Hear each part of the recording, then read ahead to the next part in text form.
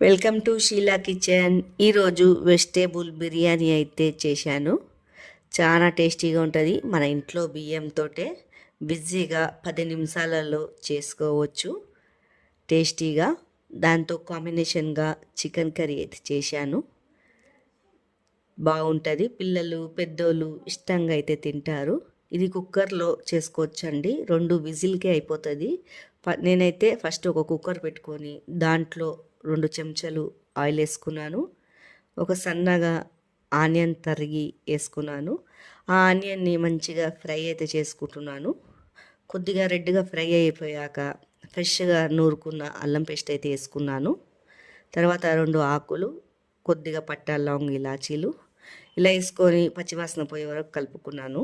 తర్వాత ఒక ఆలుగడ్డ, బఠానీలు, కొద్దిగా క్యారెట్ వేసుకున్నాను. ఇదంతా మంచిగా కలబెట్టుకున్నాక కొత్తిమీర, పుదీనా సన్నగా తరిగి అయితే వేసుకున్నాను. ఇదంతా మంచిగా కలబెట్టుకొని మనకు టేస్ట్కి సరిపోయేంత ఉప్పు వేసుకోవాలా ఇలా. తర్వాత ఒక 2 చెంబులు అయితే నీళ్ళు పోసుకున్నాను కొలతతోటి. కుక్కర్లో అయితే చాలా బాగా అవుతుంది టేస్టీగా వెజిటేబుల్ బిర్యానీ. మీ ఎంతమందికి వెజిటేబుల్ బిర్యానీ ఇష్టం ఉన్నదో కామెంట్ బాక్స్లో కామెంట్ చేయండి. లైక్, సబ్స్క్రైబ్ అయితే చేసుకోండి. Full video